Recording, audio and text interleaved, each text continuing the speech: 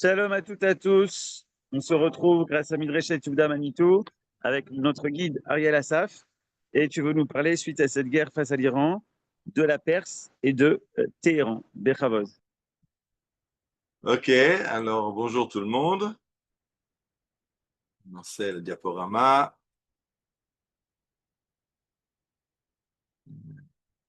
Euh,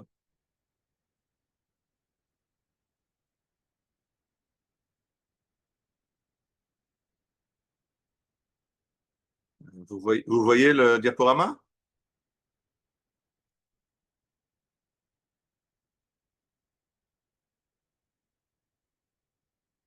Ah, ok, d'accord, c'est pas ça qu'il faut mettre.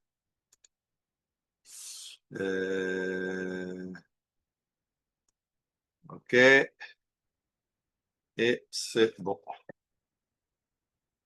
Bien, alors bonjour les amis, et c'est un plaisir de se revoir. Et cette fois-ci, un billet de Shushan à Téhéran. Donc je vous invite à un voyage dans l'espace et dans le temps, puisqu'on veut aller vers l'Iran, la Perse, mais pas seulement la Perse d'aujourd'hui, mais déjà la Perse de l'époque biblique. C'est évident, tout le monde en parle, puisque ça interpelle le fait qu'on se soit battu maintenant en Iran contre un Haman moderne qui voulait détruire le peuple juif en un jour, comme ça a été le cas il y a 2500 ans. Donc évidemment, on va facilement au rappel facile du fait qu'il s'agit de la Perse, il s'agit de la Perse, il s'agit d'un grand méchant, il s'agit d'un grand méchant. J'ai voulu fouiller un petit peu plus loin pour trouver, essayer de comprendre un peu ce qui se passe, mais de façon plus, je ne sais pas comment dire. Bon, je ne veux pas dire, alors je ne sais pas comment le dire. Mais ce que je veux dire, c'est que n'étant ni rabbin, ni représentant aucune organisation officielle, je peux libérer mon imagination, délurer, et vous allez vous faire part de ce que j'ai compris, moi, de ces liens entre Shushan de Purim et Shushan d'aujourd'hui. Et on commence donc notre conférence. Alors, on se lance.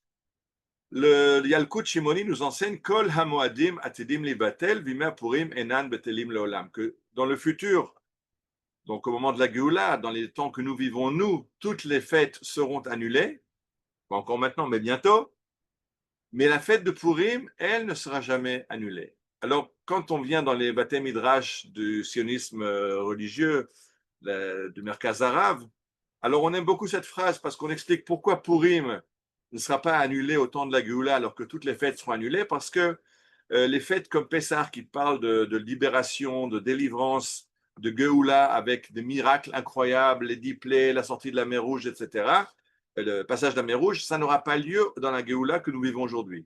Mais la Géoula que nous vivons aujourd'hui serait une Géoula politique, Kima Kima, stade après stade, et ça, c'est ce qui est dans Purim, parce que si vous regardez la Megillah, dans la Megillah, le nom de Dieu ne figure pas. Dans la Megillah, on a des Miriat Esther, bien sûr, on a des intrigues de palais, on a des ministres qui sont nommés ou dénommés d'après les caprices du roi. Et ça correspond plus à la Géoula de ce type-là que nous vivons aujourd'hui, et nous ne vivons pas une Géoula de type Pessah. C'est pour ça que on explique que Purim ne sera pas annulé. Mais je pense que c'est beaucoup plus loin que ça, beaucoup plus profond que ça. Énormément de thèmes qu'on va retrouver dans Purim, on va les retrouver dans la Géoula actuelle, et c'est de ça dont je voudrais parler avec vous. Alors, je continue avec le Talmud de Megillah qui est juste en dessous, où il est marqué que Amar Rabbi Abba Bar Kahana, le fait que le roi Assuérus ait retiré sa bague et l'ait donnée à Haman pour lui permettre de signer les édits qui vont annoncer le massacre du peuple juif, cette bague donnée à Haman a eu plus d'effet que 48 Nevi'im et 48 prophètes et 7 prophétesses qu'on trouve dans la Bible. Il y a beaucoup d'autres prophètes, mais ceux qui ont écrit qui sont importants, dont on voit les prophéties dans la Bible, le Talmud en recense 48 prophètes et 7 prophétesses, et il dit qu'aucun n'a réussi à faire ramener le peuple d'Israël dans le droit chemin. Ils ont beaucoup parlé, ils ont dit des choses très belles, mais leur influence sur la conduite du peuple d'Israël a été très minime. Or, quand le roi Assuérus a donné à sa bague son sceau à Haman et lui a permis de détruire le peuple d'Israël, alors le peuple d'Israël a fait Teshuvah. Donc ça a eu plus d'impact que tous les prophètes d'Israël. Je pense qu'aujourd'hui aussi, ce qui s'est passé avec l'Iran, ça a plus d'impact que beaucoup de rabbins et de discours. Et on voit effectivement qu'il y a un retour à la Emouna, un retour au judaïsme dans les 2 ans, les 2 ans que nous venons de vivre. Parce que je rappelle que la guerre d'Iran n'a pas commencé il y a 3 semaines, elle a commencé à Simchat Torah il y a 2 ans. C'était déjà l'Iran qui était derrière. Et tout ça, c'est pas fini. On a encore des stades ultérieurs. On va en parler plus tard dans cette étude. Le Talmud continue, dit la chose suivante. Tanoura Banan, les rabbins ont enseigné que 48 prophètes et 7 prophétesses ont prophétisé sans ajouter un seul livre à la Bible, à part la Megillat Esther. C'est le seul texte qui a été ajouté par les prophètes au canon biblique. Et je pense que c'est aussi une invitation à nous. C'est-à-dire que on est en train d'écrire un nouveau livre du Tanakh qu'il faudra écrire quand les événements arriveront à complétion. De la même façon qu'après à Purim, on a écrit un nouveau livre qui raconte l'histoire de Purim, on pourra écrire un nouveau chapitre ou un nouveau livre qui raconte la Géoula de notre époque. Mais commençons par le début. Le temple a été détruit par Nabuchodonosor, roi de Babylone, qui nous emmène en exil. Lui succède son petit-fils, je crois que son petit-fils Beltazar en français, qui a un songe dans lequel il voit une main céleste qui est écrite sur le mur Mene, Mene, Tekel ou Farsin. Il ne comprend pas de quoi il s'agit et il va demander à Daniel de lui expliquer ce rêve. Et finalement, ce qui va se passer, Balaïla, Ketil Belshazzar, Malka Kasda'a, cette nuit-là, Balthazar a été tué et c'est la fin du royaume de Babylone, détruit. Et la Babylonie est remplacée par le royaume des Mèdes, par Darius, le roi des Mèdes. Et plus tard, le roi des Mèdes, on parle dans la Megillat Esther, Paras ou Madaï, la Perse et la Médie. Et en fait, c'est le roi perse, Cyrus, qui va continuer. Donc, fin de l'empire de Babylone, on passe à l'empire des Mèdes avec le roi Darius, Dariavesh Mada'a Kibel Makruta, c'est le verset d'après dans Daniel qui nous annonce que Darius a pris le pouvoir, et va lui succéder le roi Cyrus Koresh. Vous voyez à gauche, vous voyez sa tombe à Pars Bagada, c'est un grand roi perse, c'est lui qui a créé l'empire perse. On va tout de suite voir une carte avec la taille de cet empire. Mais ce qui est intéressant, c'est comment il est appelé dans le Tanakh. Je vous lis dans le livre de Yeshaya ou Isaïe au chapitre 44. Kohamar Adonai, Goalecha v'yotzcha mi beten, Anochi Adonai oseh kol noteh shamayim levadi, v'ka'aretz me'iti. Alors ainsi parle Dieu qui te délivre, qui t'a créé. Je suis Dieu qui fait tout, qui a créé le ciel et la terre. Et le dernier verset, celui qui est en gras, Haomer le Koresh Roi, v'chol fechelsi ashlim, celui qui appelle Koresh mon berger, et il fera tout ce que je souhaite. Les morts, Yerushalayim tibane vechal tivased. Et c'est lui qui dira, qui ordonnera de reconstruire Jérusalem et de reconstruire le temple. Donc, Koresh est investi d'une mission, c'est déjà prévu par Yeshayahu bien avant que Koresh ne monte sur la scène de l'histoire.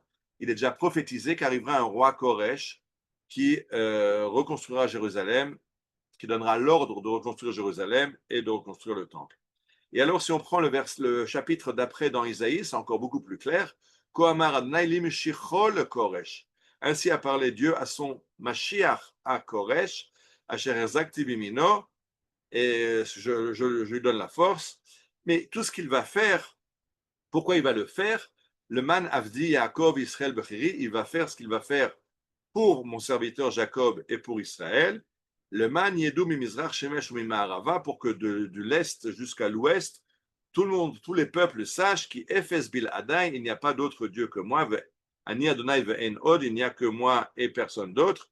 Yotzer or uvoreh chosher, qui crée la lumière et les ténèbres. Oseh shalom uvoreh ra, qui fait la paix et crée aussi le mal. Ani Adonai Oseh Kol Eleh, je suis Dieu qui fait tout cela. Là, il y a un petit clin d'œil pour ceux qui connaissent le royaume perse. Le royaume perse n'était pas un royaume idolâtre. La différence de Babylone qui avait de nombreuses idoles, ou la Syrie qui avait de nombreuses idoles, les Perses avaient la religion zoroastrite qui était une religion duelle. Il y avait deux, le bon Dieu et le mauvais Dieu, le Dieu du bien, le Dieu du mal.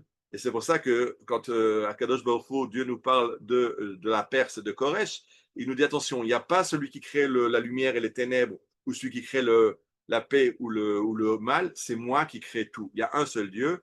Donc on est passé d'un syncrétisme de toutes les religions, d'un idolâtrie de toutes les religions, à une religion à deux pôles vers la Torah. Mais ce qui est intéressant, je rappelle que Yeshayahu, lui, a vécu à l'époque de l'Assyrie, Ashur, qui va être remplacé par Babylone, qui va être remplacé par la Perse. Donc il s'agit d'une prophétie plusieurs générations avant Koresh qui annonce la venue des Perses et de Cyrus. Et effectivement, puisque Dieu a chargé Cyrus d'une mission de reconstruire Jérusalem, alors vous avez le premier verset du livre d'Ezra qui raconte le retour de l'exil de Babylonie. Vishnat Achat le Koresh Melech Paras, c'est la première année du règne de Cyrus, roi de Perse. Lichlot Varalnaim Pir Miaou Irenet War Koresh, donc Dieu a suscité Koresh. Vayaver Kol Bechol Malchuto, Vegam Bemirtav, il a publié un édit dans tout son royaume et aussi il l'a écrit. Kohamar Koresh Melech Paras, ainsi parle Cyrus, roi de Perse. Kol Mamlechot Haaretz Natan Li Adonai Elohei Shamayim, j'ai reçu de Dieu le pouvoir sur tous les terres. Et lui m'a demandé de reconstruire, m'a ordonné de reconstruire le temple de Jérusalem.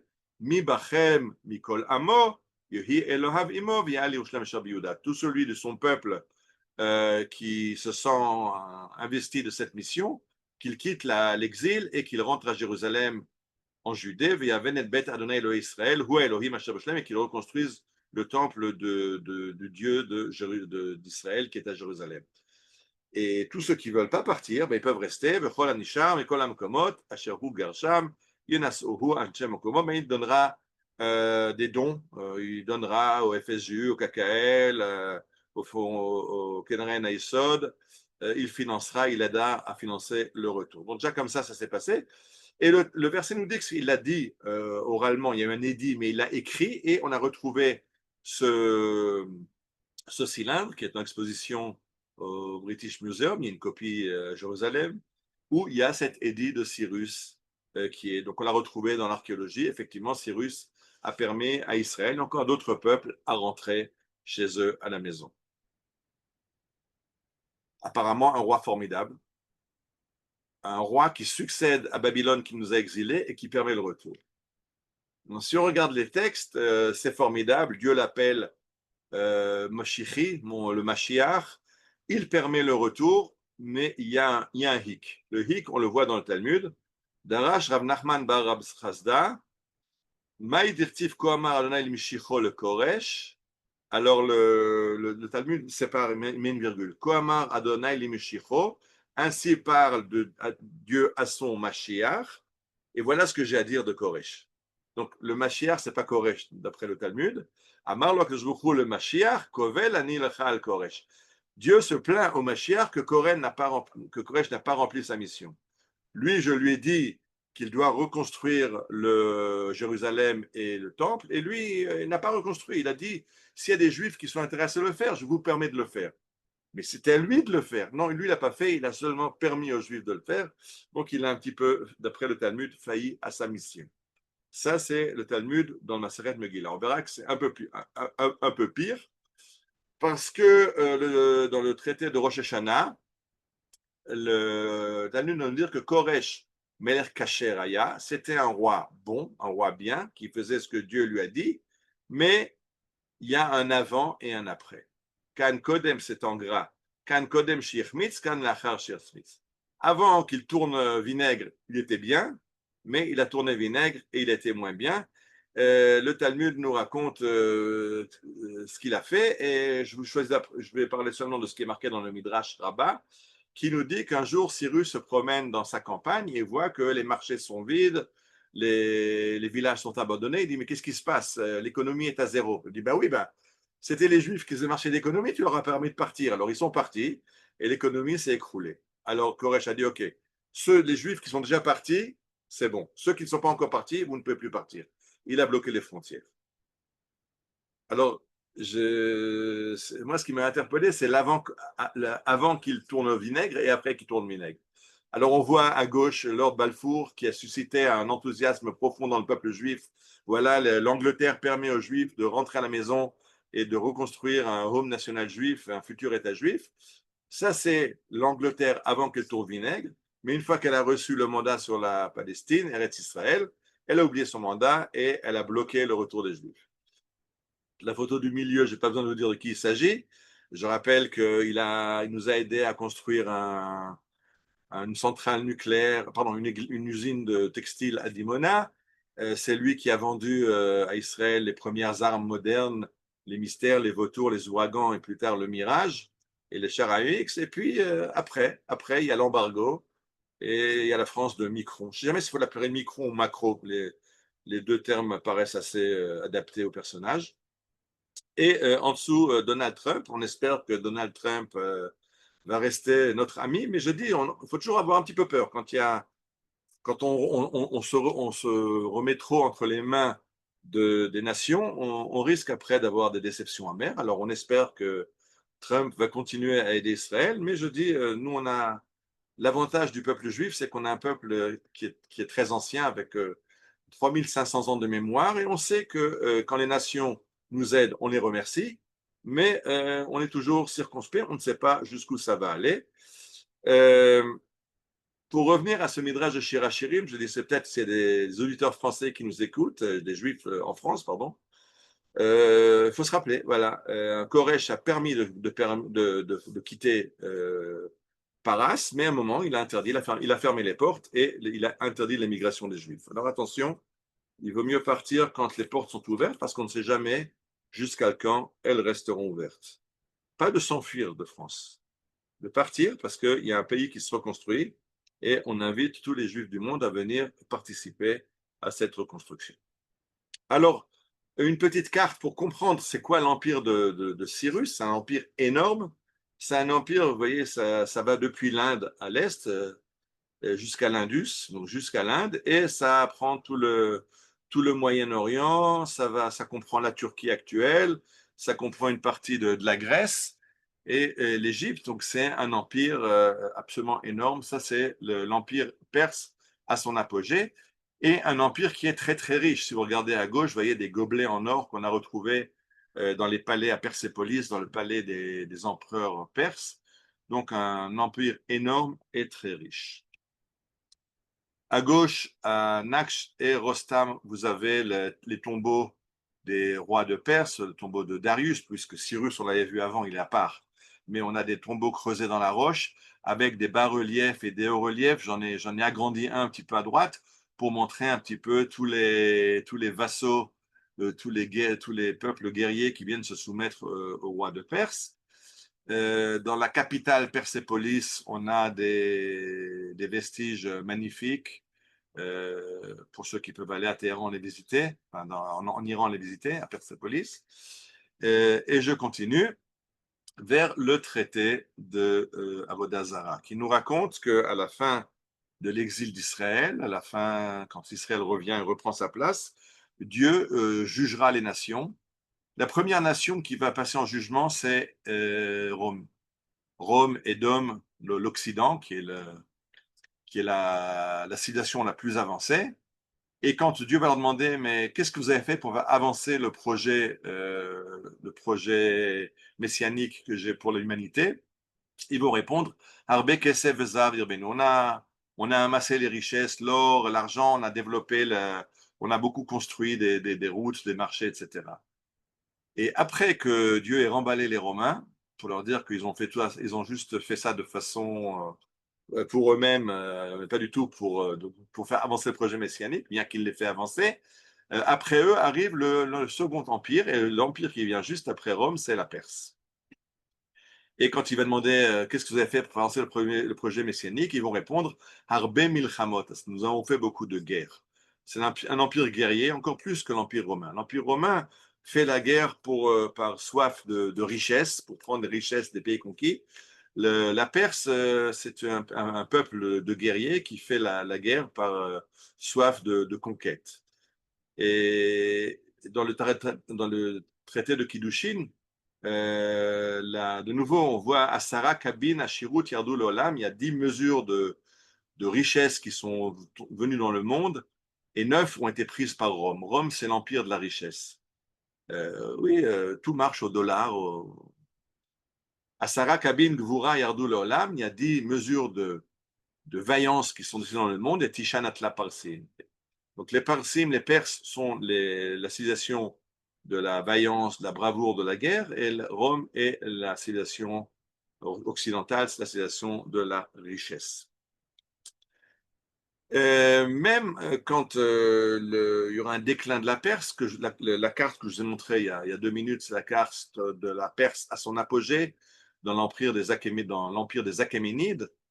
Plus tard, il y aura les Sassanides, et à l'époque sassanide, vous voyez la carte, ça s'est un peu rétréci. Ils n'ont plus la côte méditerranéenne, ils n'ont plus Eretz Israël, la Turquie, l'Égypte, ça va être l'empire byzantin, mais c'est encore un grand empire. Et non seulement c'est un grand empire, mais il fait la guerre à son voisin byzantin. Et de nouveau, dans les bas-reliefs de Naksh et Rostam qu'on a vu tout à l'heure, il y a là-bas l'empereur byzantin romain Valérien qui se rend à Chavor Malka, Chapour, le roi perse. Et c'est de nouveau très intéressant parce que j'ai cherché, je me rappelle que Chavor Malka est beaucoup cité dans le Talmud qui est écrit à peu près à cette époque, à l'époque de Shlomo Malka. Donc, il rencontre des maîtres du Talmud. Et on a une histoire dans le traité de Brachot, Amar le Shavor Malka le Shmuel. Donc, Shavor Malka, le roi Chapour, l'empereur de Perse qui a vaincu l'empereur byzantin, demande à Shmuel, Amritu de Chachmitu Tuvab, on vous dit que de vous que vous êtes très intelligent, Imali Mai Chazina Bechalma, alors raconte-moi mon rêve d'hier et explique-moi mon rêve d'hier. Ça se rappelle un peu ça nous fait revenir à Nabucodonosor, Nebuchadnezzar, l'empereur de Babylonie, qui avait fait un rêve, mais il ne se rappelait plus de son rêve, et a demandé à Daniel non seulement d'expliquer le rêve, mais de lui rappeler son rêve. Alors, même chose entre Shavor Malka de Perse et Shmuel. Amarle Chazit de Atu Romae Beshavul. Dans ton rêve, tu as vu que tu faisais la guerre avec les Byzantins et ils te prenaient prisonnier, ils te faisaient prisonnier. Et c'est intéressant parce que c'est juste le contraire qui se passe. Bien sûr, ces agadotes-là sont très peu commentées, donc je n'ai pas trouvé de commentaires qui expliquent pourquoi ce rêve de Shmuel raconte le contraire, enfin, Shmuel lui raconte le contraire de ce qui était la réalité, ou alors c'est un rêve qui va lui faire peur pour qu'il fasse ça, je ne sais pas, mais ce n'est pas mon propos actuellement, donc je continue. Juste, je vais montrer que les rapports, les liens qui relient Israël à l'Iran sont très anciens et que on rappelle dans le Talmud des rencontres entre les Amoraïm, les rabbins du Talmud, et les empereurs perses. J'arrive maintenant, je fais un grand saut dans l'histoire. J'avais prévu de parler un petit peu d'autres périodes, mais comme je veux aller beaucoup plus loin, je veux dépasser le présent, je veux aller vers le futur, alors il fallait que je saute un petit peu. Donc, je veux parler de Téhéran aujourd'hui. Et première chose qu'il faut comprendre, c'est que ceux qui écoutent la télé, la radio, vous écoutez des commentaires de journalistes qui ne comprennent rien à la chose, puisque vous voyez, là, je vous ai pris dans le site internet de la radio israélienne. Perek bonus à Katavim l'inane arabim. Voilà, nos commentateurs, nos journalistes spécialistes des affaires arabes vont nous répondre à vos questions. Et oui, le grand problème, c'est que l'Iran ne sont pas des Arabes. L'Iran sont des Ariens. Ils sont musulmans, ça c'est vrai, ils sont de religion musulmane, mais ils ne sont pas arabes. Donc, les journalistes qui sont spécialistes de la question arabe, qui comprennent rien non plus à la question arabe, mais encore au moins, quand ils parlent de Gaza ou du Liban, ils parlent des Arabes. Quand ils se mettent à parler de l'Iran, ils ne parlent même plus des Arabes. Donc, quand ils parlent de ce qu'ils sont censés comprendre, ils ne comprennent rien. Quand ils parlent de ce qu'ils ne comprennent pas, ils y comprennent encore moins. Juste, c'était pour faire une petite,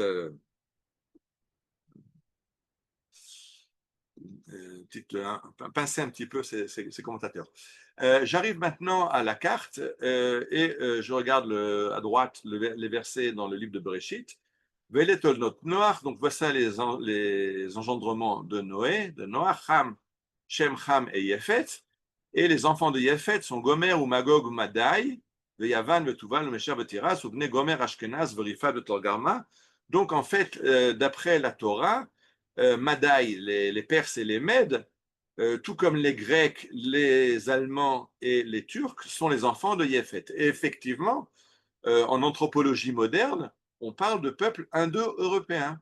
Et dans ces peuples indo-européens, on trouve les Perses, comme on trouve les Germains ou les Latins et les Celtes. On ne trouve pas les Arabes, qui les Arabes, eux, sont des Sémites, tout comme nous. Les Juifs et les Africains sont descendants de Couche.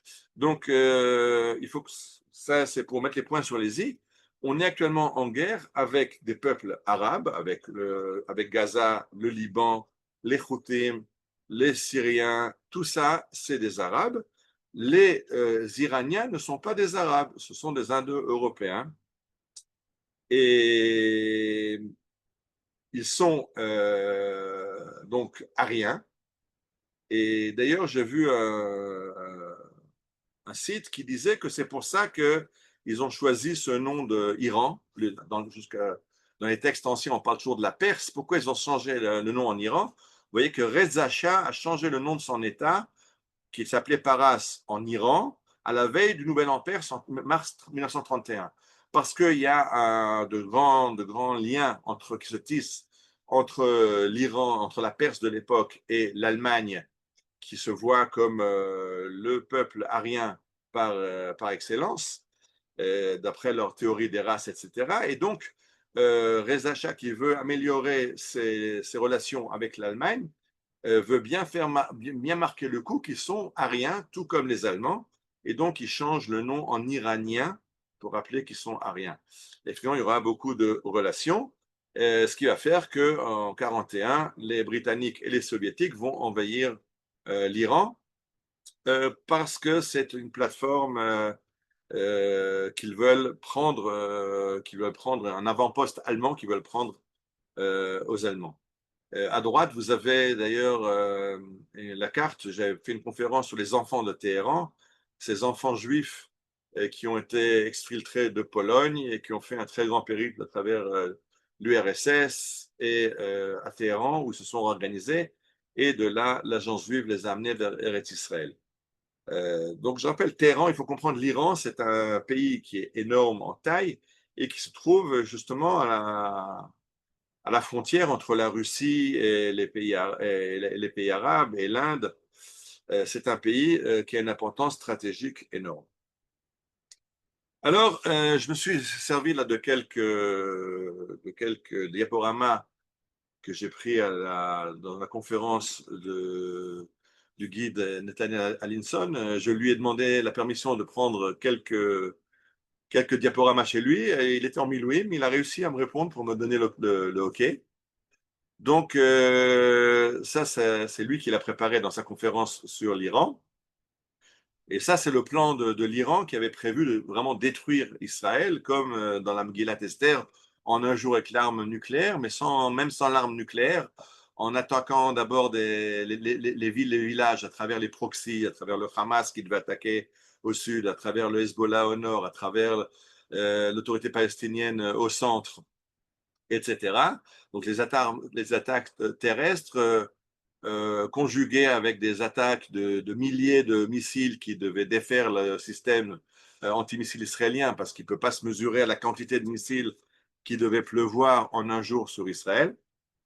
Je rappelle que l'Iran avait des milliers de missiles balistiques, mais comme ils ont été très affaiblis par l'attaque israélienne, ils n'ont jamais réussi à en lancer plus que quelques dizaines à la fois, ce qui a permis à la défense israélienne de se mesurer avec ces missiles. Et les milliers et milliers de drones et qui sont pratiquement tous abattus avant d'arriver sur le territoire israélien.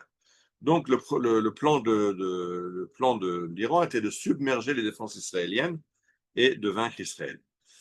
Alors pour ça, ils ont aussi développé les fameux proxys. Je ne veux pas m'allonger là-dessus, m'attarder là-dessus, parce que on va pas s'attarder sur ce sujet. Tout le monde le connaît, mais vous voyez les proxys, l'Iran qui est en jaune, avec tous les proxys qui sont en rose.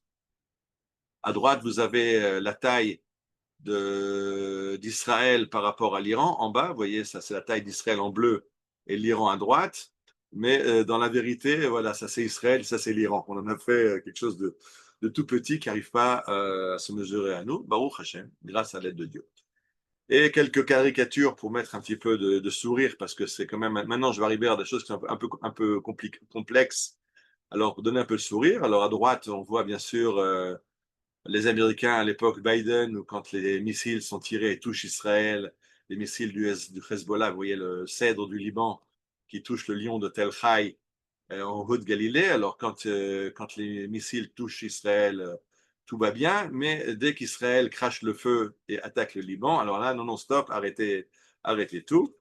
À gauche, c'est encore plus sympa, vous voyez l'Europe qui est en train de rien faire, c'est en train de manger, de boire son vin, et de manger ses fromages et de jouer avec son téléphone.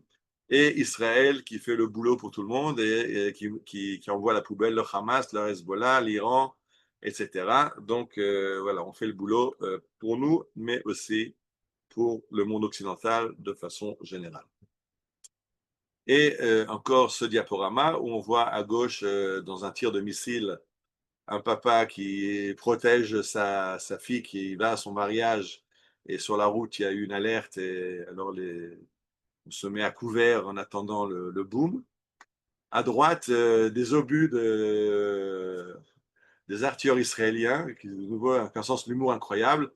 Ce produit a quitté nos usines de la meilleure qualité possible. Si jamais vous n'êtes pas satisfait de la qualité du produit, envoyez-nous votre géolocalisation et nous vous enverrons un produit de remplacement.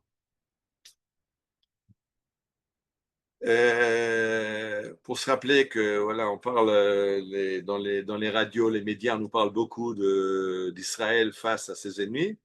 On a tendance des fois à oublier qui c'est qui tire derrière les ficelles ou les cordes, et d'oublier le doigt de Dieu qui est très important dans toutes ces victoires qu'on vit les 2 dernières années, et pas seulement. Et se rappeler que dans ce cas-là, le moindre des choses, c'est de remercier Kadosh Baruch Hu. Donc on va mettre quelques notes de musique adaptées, qui nous viennent du Nishmat Kol Chai du Shabbat matin.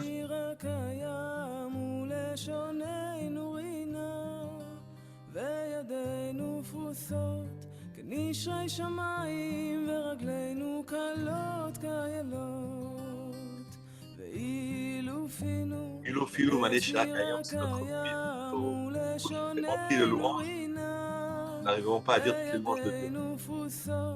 כנשרי שמיים ורגלינו קלות כאיילות אין אנחנו מספיקים להודות לך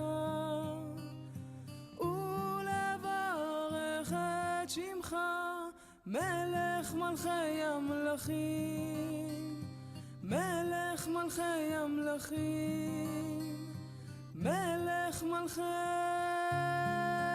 המלכים. Tov.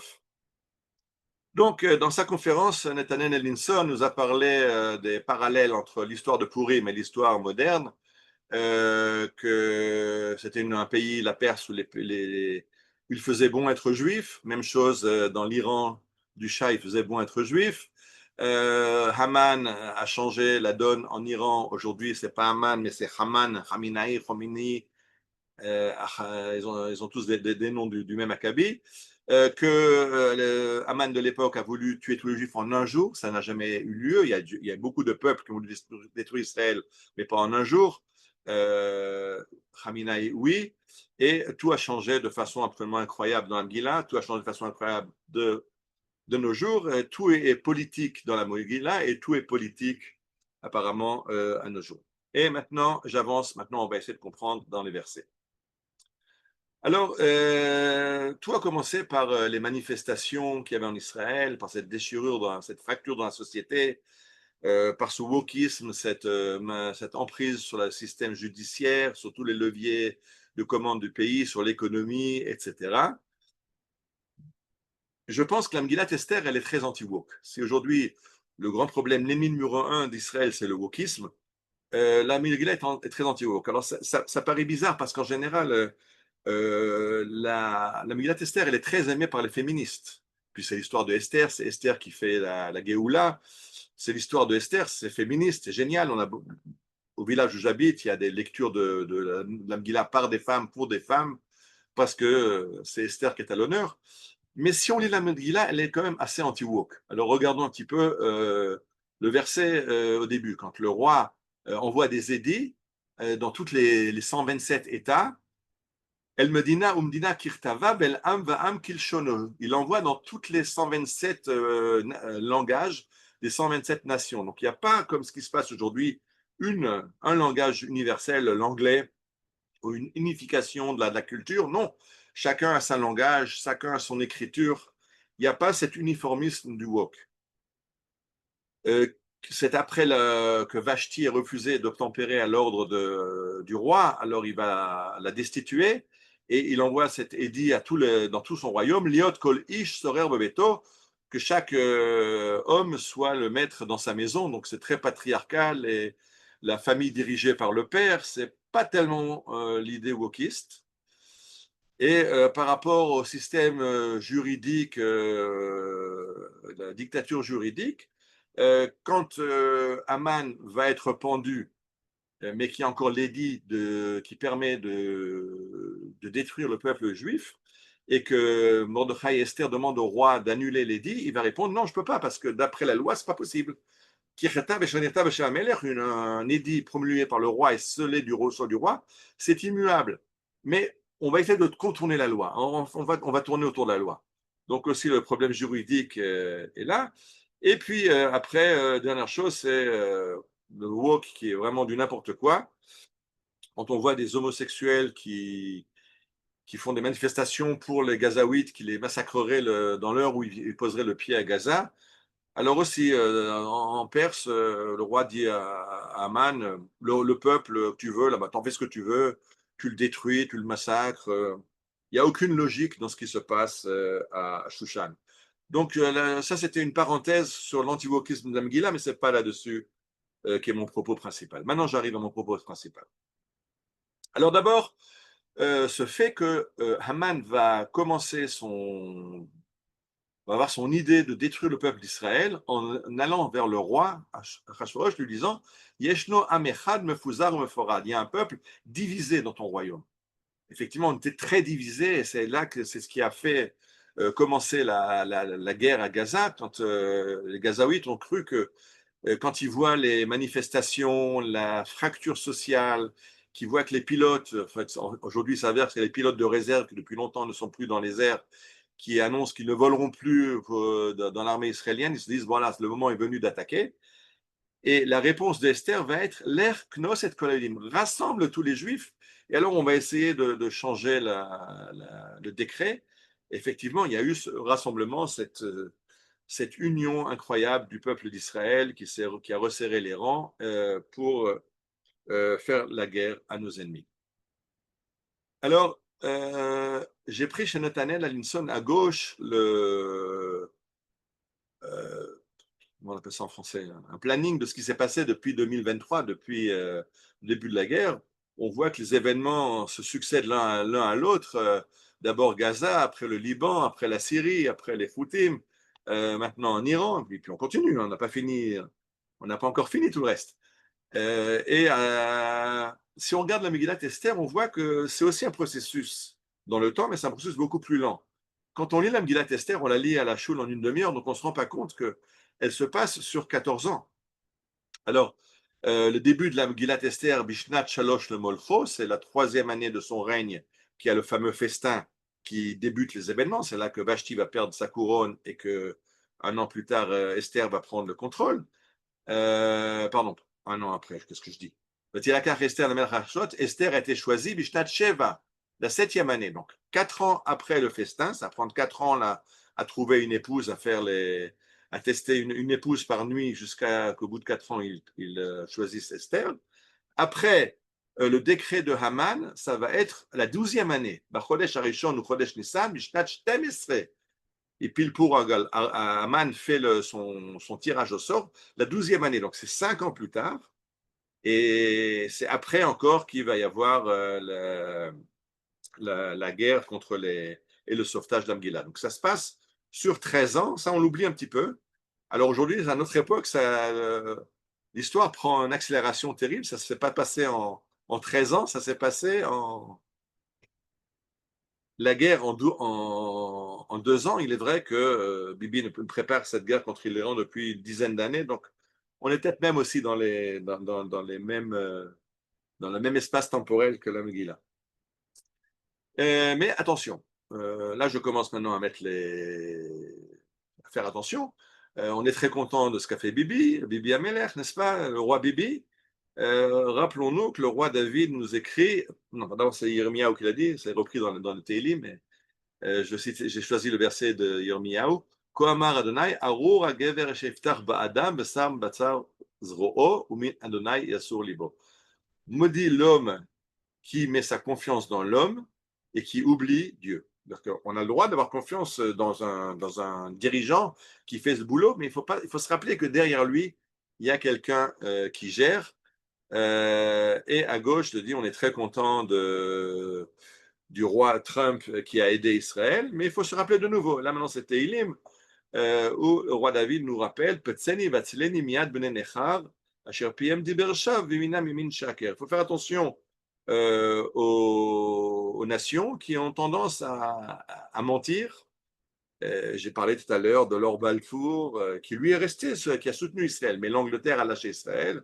J'ai parlé tout à l'heure de Gaulle. Il faut faire attention, on est circonspect, on n'est pas prisonnier ni de Bibi, ni de Trump. On les remercie de ce qu'ils ont fait.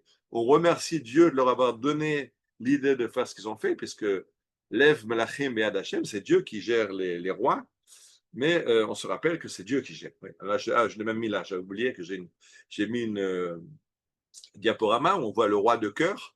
Pourquoi le roi de cœur? D'abord parce que je crois que c'est David, si je ne me trompe pas dans le jeu de cartes, mais surtout à cause du verset de Michelet, Palgemaim lev melech beyad Adonai, que le cœur des rois est dans les mains de Dieu. C'est Dieu qui agit à travers les rois. Et je l'avais dit dans une conférence au début de la guerre.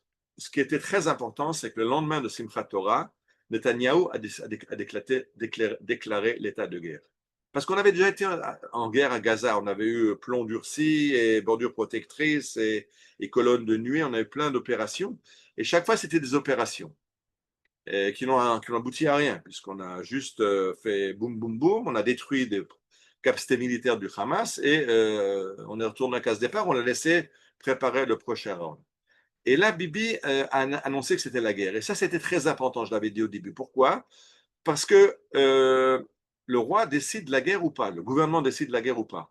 Mais une fois qu'il décide de la guerre, alors je vous rappelle la prière qu'on dit tous les matins, avant le Shema Israël, La El Baruch Neimot Yiteinu, Le Melech El Chai Vekayam, Zmirot Yomiru, Tishbachot Yashmiu, Ki Hu Levado Poel Gvorot, Oseh Hadashot, Baal Milchamot, Zorea Tzedakot, Matzmiach Yeshlot.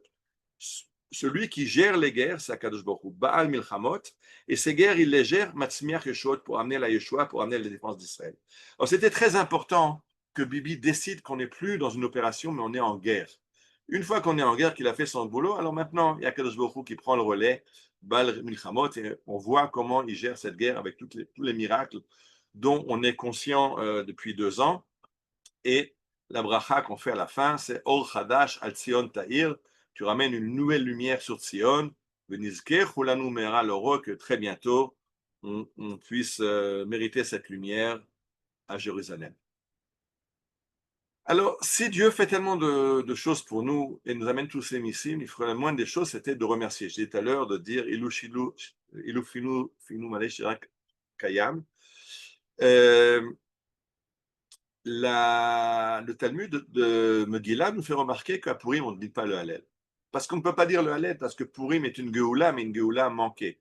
C'est-à-dire que c'est vrai qu'au niveau sauvetage, on a été sauvé, mais on est resté en galoute. On n'est pas sorti de la galoute. Donc, on ne peut pas vraiment dire Hallelujah Avdei Hashem. On n'est pas Avdei Hashem. On est Avdei Ashrash Ferosh. Le premier chapitre du Hallel nous dit Hallelujah, Hallelujah, Hallelujah Avdei Adonai. On remercie les serviteurs de Dieu. Tant qu'on est en exil, on n'est pas serviteur de Dieu.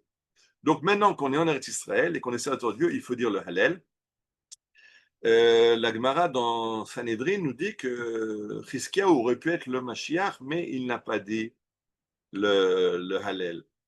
Alors, c'est quelque chose qui me fait mal au ventre, c'est qu'il y a beaucoup de communautés qui ont dit le Hallel après la victoire sur l'Iran. Malheureusement, ce n'est pas sorti comme une halakha du grand rabbinat d'Israël que tout le monde doit dire Hallel, ou tous les rabbins le disent, non. C'est des individuels, cette communauté, l'autre communauté. Alors, on a en bas le Tfilat Hallel au Bet Knesset Agadol, avec musique et danse.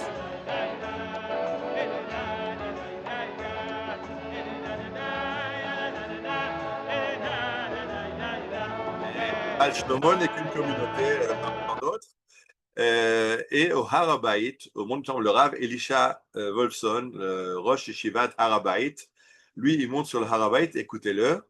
ברוך אתה אדוני אלוהינו מלך העולם אשר קידשנו במצוותיו וציוונו לקרוא את ההלל. Donc il s'agit de dire le Hallel avec bracha. Il n'y a pas de problème. Le Hallel, ça se dit sur une Geoula, sur une Yeshua, sur une délivrance, comme à Pessah, comme à Hanouka. L'Iran, c'était pas moins, et ça mérite un Hallel pendant un jour, peut-être même pendant 7 jours ou 8 jours. Mais bon, Odlo Zachinu, on y arrivera.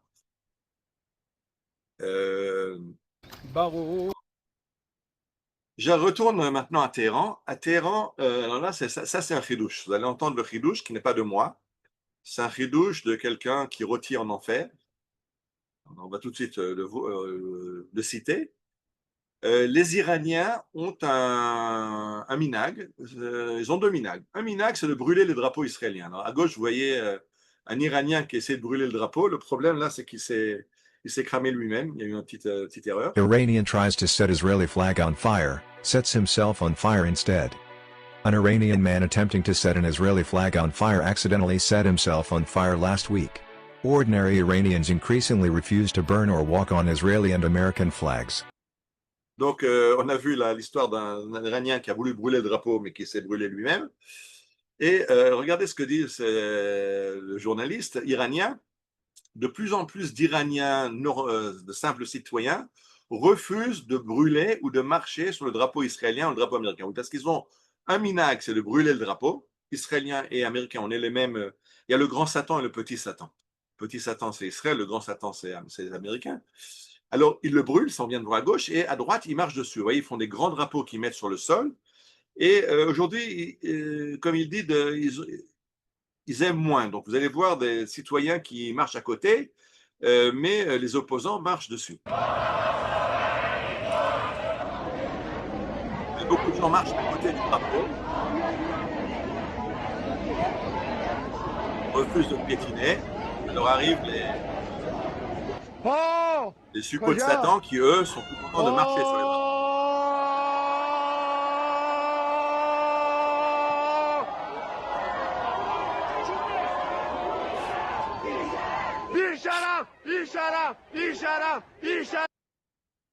Donc là, maintenant, on a parlé de brûler le drapeau israélien, marcher le drapeau israélien. Pourquoi? Qu'est-ce qu'ils ont contre le drapeau israélien? Ça, c'est le chidouche. C'est à partir de là que j'ai commencé l'idée de la conférence. Tout le reste, c'est organisé autour. Mais ça, c'était l'idée maîtresse de cette conférence. Pardon, vous connaissez tous cette propagande qui nous parle « From the river to the sea, Palestine will be free ». De la rivière à la mer, la Palestine va être libérée. Quand on demande aux gens, ils ne savent même pas de quelle rivière il s'agit, ni de quelle mer. Mais enfin, vous comprenez qu'il s'agit du Jourdain à la Méditerranée, c'est-à-dire qu'on ne veut plus d'État d'Israël du tout. Il faut éliminer l'État d'Israël. Au début, j'étais très d'accord avec ce avec cette propagande en disant oui, c'est vrai, de la rivière à la mer, il faut plus il faut nous libérer des Palestiniens. Après, je dis non, mais en fait, c'est pas bien, parce qu'en fait, c'est très restrictif. J'ai fait une conférence il y a quelques semaines, quelques mois, où j'avais expliqué les frontières d'Israël, que les frontières d'Israël, c'est beaucoup plus grand que de la mer Méditerranée jusqu'au Jourdain. Donc, ça, c'est restrictif.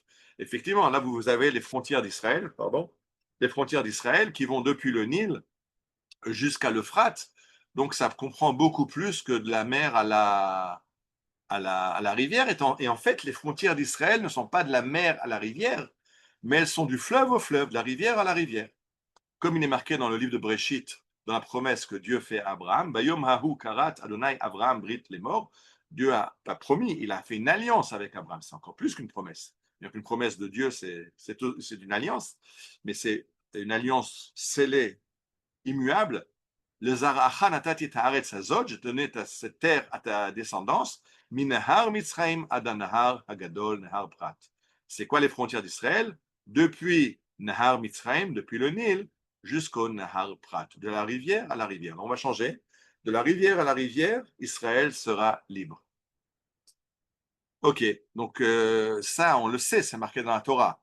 Ça, ceux qui lisent la Torah, par exemple les chrétiens qui lisent la Torah, ceux qui lisent la Torah le savent. Les juifs qui lisent la Torah le savent, parce qu'il y en a qui ne lisent pas, qui lisent sans essayer de comprendre ce qui est marqué dedans. Mais on n'ose pas le dire, que c'est ça les frontières d'Israël. Alors, qui c'est qui l'a dit? Ben, l'a dit un monsieur, j'ai dit, qui retire en enfer, et qui s'appelle Yasser Arafat. Il a expliqué pourquoi il faut brûler le drapeau d'Israël. Pourquoi il faut piétiner le drapeau d'Israël? Parce que le drapeau d'Israël, c'est le drapeau de l'impérialisme par excellence. Que représente ce drapeau d'Israël? Vous savez ce qu'il représente? Vous n'avez jamais pensé. Vous avez toujours expliqué que j'avais fait une conférence sur le talit, les bandes bleues du talit et puis le Magen David. Non. Yasser Arafat a expliqué dans un discours, la bande bleue en haut, qu'est-ce que c'est une bande bleue? C'est une rivière, c'est l'Euphrate. Qu'est-ce que c'est la bande bleue en bas? C'est le Nil. Et au milieu, l'impérialisme israélien. L'impérialisme israélien de la rivière à la rivière, de Nil à l'Euphrate. Ça, c'est insupportable. C'est pour ça qu'il faut détruire Israël. Alors, c'est incroyable que nous, on l'a oublié. On essaye de le mettre de côté parce que ça nous dérange, qu'on veut vraiment maintenant s'étendre de là à là. Mais nos ennemis en sont conscients. Et même dans le drapeau, ils ont vu cette idée d'un État d'Israël du Nil jusqu'à l'Euphrate. Je continue avec notre Premier ministre qui se fait interviewer dans les radios. Ça, c'est très vieux. Ça, il y a plus d'un an, mais ce n'est pas important. Ça n'a pas changé. On lui demande quel est le programme pour après. Qu'est-ce qu'on fait après la guerre? C'est quoi les objectifs? Puisque au début, OK, on veut détruire les infrastructures militaires du Hamas et on veut libérer les Khatoufim. Mais c'est tout. C'est tout ce qu'on veut.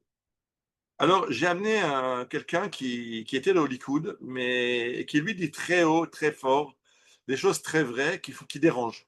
Mais il faut commencer à les dire. De la même façon qu'il faut dire, les frontières sont du Nil jusqu'à l'Euphrate. Pas parce que demain matin, on va faire la guerre à l'Égypte et faire la guerre à l'Irak. Mais il faut se rappeler quel est le plan de Dieu pour Israël. Parce que ça va avoir des influences sur ce qu'on est en train de vivre. Alors, écoutons une minute de Moshe Feiglin. Moshe Feiglin, qui lui a un programme. Son programme, c'est Kibush, Gerouch, Itiashvut, Ribonut. D'abord, on conquit le territoire de Gaza, du Sud-Liban. Après, Gerouch, on chasse la population, puisqu'elle ne peut pas y être, elle va aller ailleurs.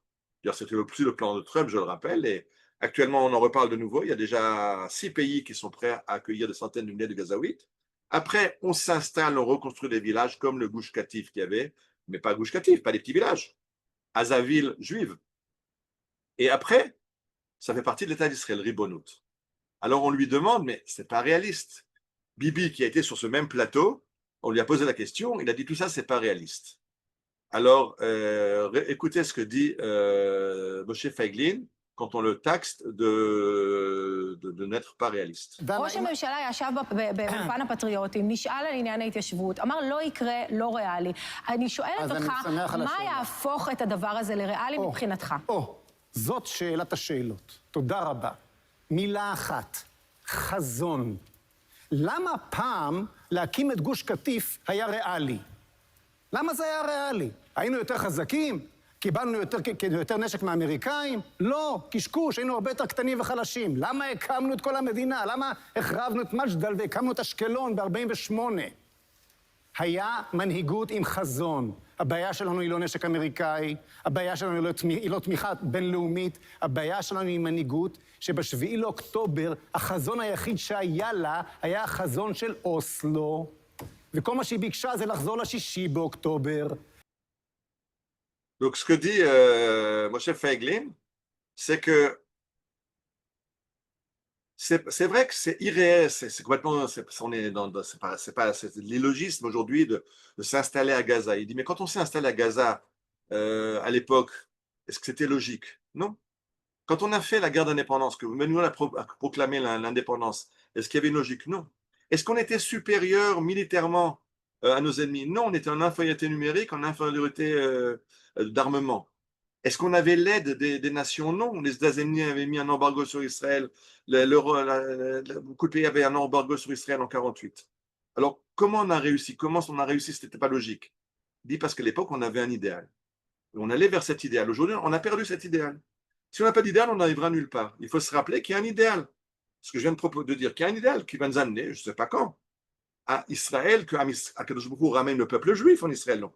On veut aussi les Juifs de France, les Juifs d'Amérique, les Juifs de tous les pays qui doivent revenir. On veut retrouver la terre d'Eretz Israël, on veut retrouver la Torah d'Eretz Israël.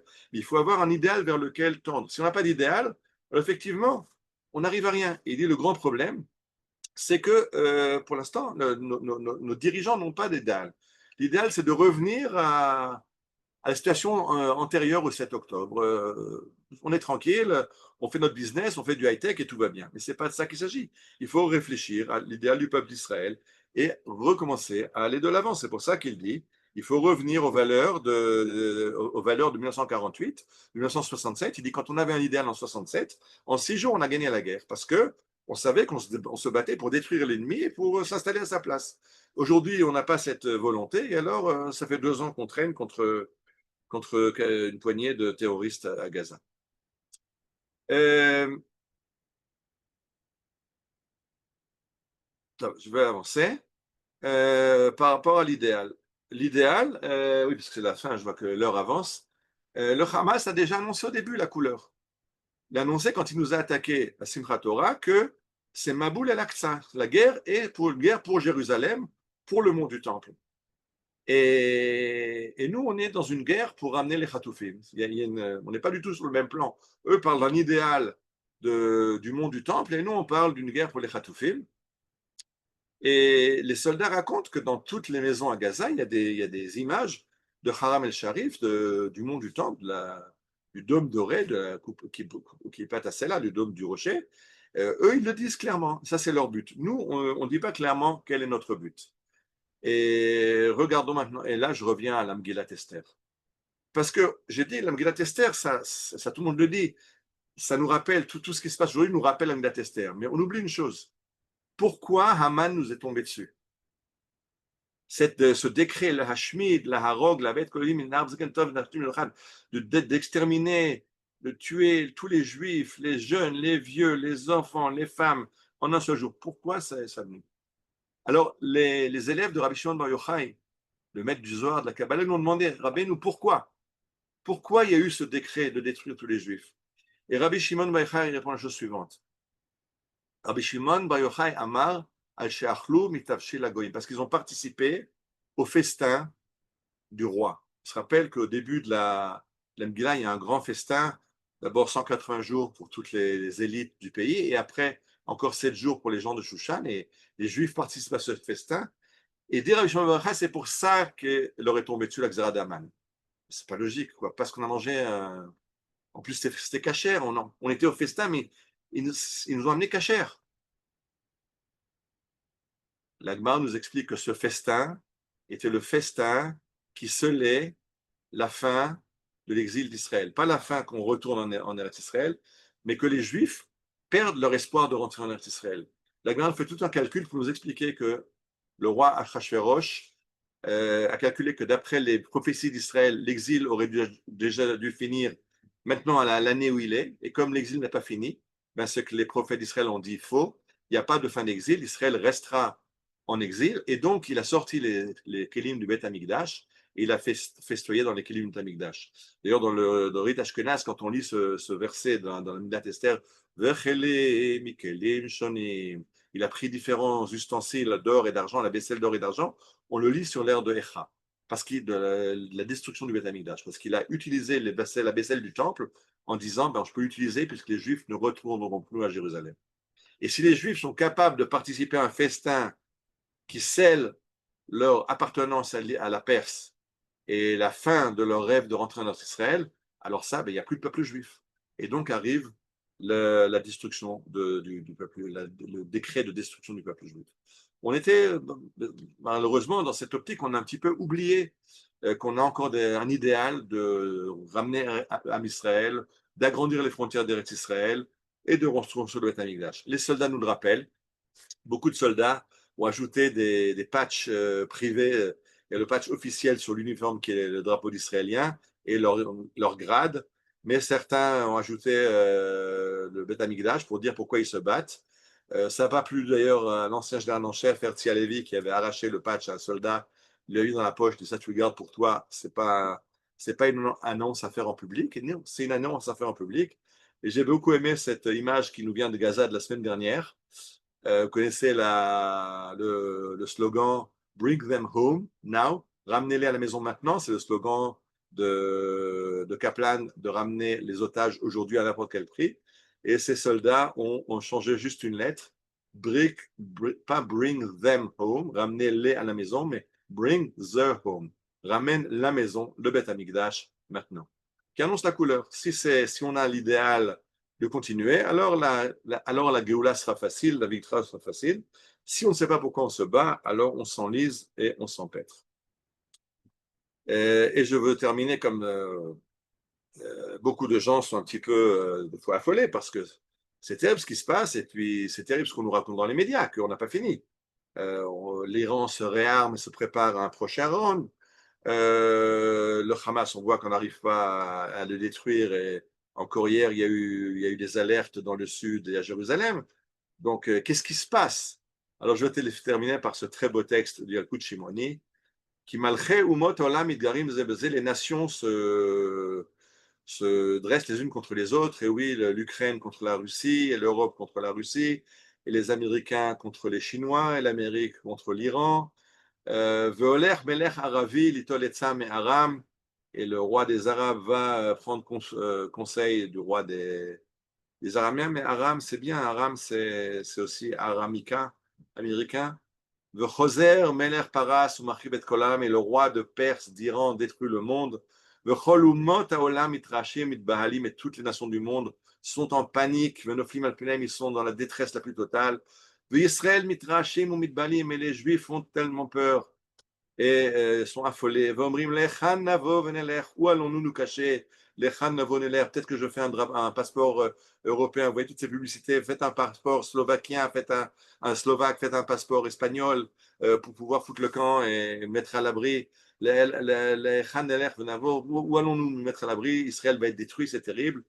Mais Dieu leur dit, Banaï, mes enfants, n'ayez pas peur.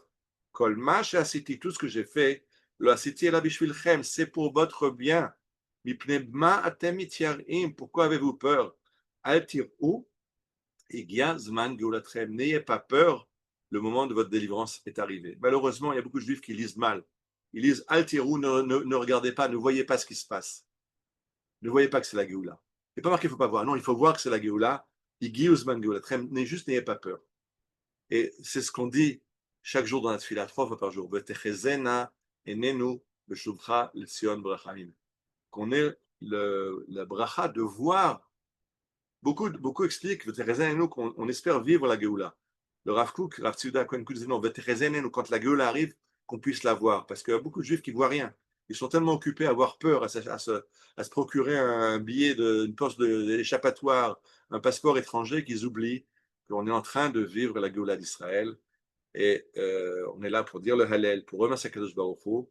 Et je termine, parce que je termine plusieurs fois les conférences depuis 2 ans, par cette prière pour la Médina Israël, parce que ce qui est incroyable dans cette prière d'Israël, c'est qu'on demande à Dieu de donner les bonnes idées aux gouvernants, qu'ils conduisent la guerre et le peuple d'Israël dans la direction de la guerre.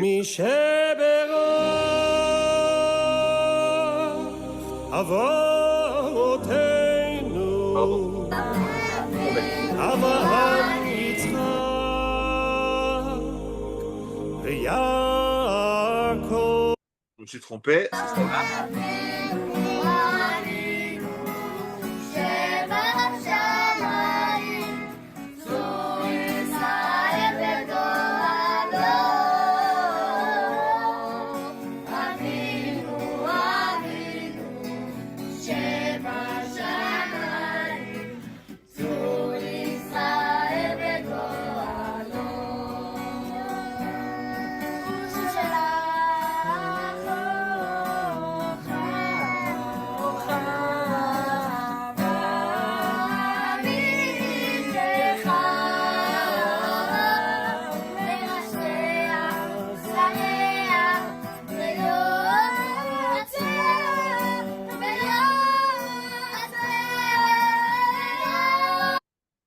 Donc, ce qu'on dit, Shlach orcha vamitra lerashea saria v'yatsa, on demande à Dieu de donner sa lumière et sa vérité à nos chefs de l'État pour qu'ils dirigent l'État dans la direction de la Géoula.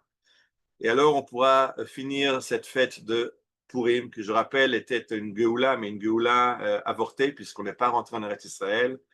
Et pas pour rien que la halacha nous dit que 30 jours avant Pessah, on doit commencer à étudier les lois de Pessah. 30 jours avant Pessah, c'est juste le jour de Purim. Quand on fait la Souda de Purim, en fait, on doit commencer à préparer la Géoula totale, la Géoula complète de Pessah. Alors, je nous souhaite à tous une très bonne Géoula et on va rouvrir le micro si quelqu'un veut poser des questions. Merci beaucoup, Ariel. Vous pouvez ouvrir le micro et intervenir.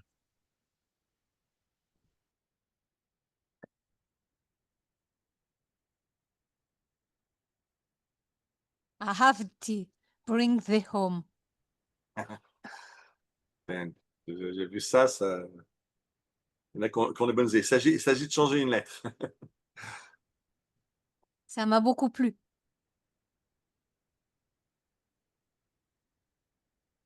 J'ai dit ça, et puis j'ai dit cette idée de Arafat, du drapeau d'Israël, c'était la base de cette conférence. Comprendre que ce minag iranien de marcher sur le drapeau d'Israël, parce que ce drapeau d'Israël, il symbolise pour eux un programme beaucoup plus vaste que nous sommes capables de voir aujourd'hui dans ce drapeau. Je rappelle qu'au début de l'État, on a voulu changer le drapeau, parce que ça, c'est le drapeau, et le drapeau du mouvement sioniste. On a voulu faire un drapeau de l'État. Mais le peuple n'a pas accepté, on a changé, on a pris le drapeau sioniste, du mouvement sioniste, pour le drapeau de l'État d'Israël.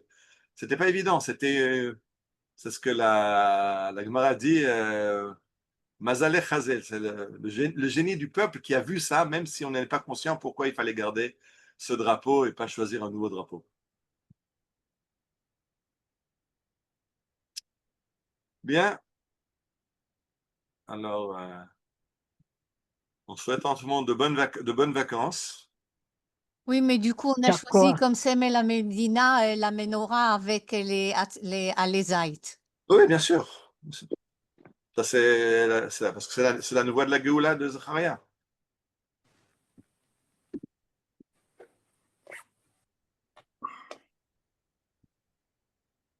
Ok. Shalom, shalom. Merci beaucoup.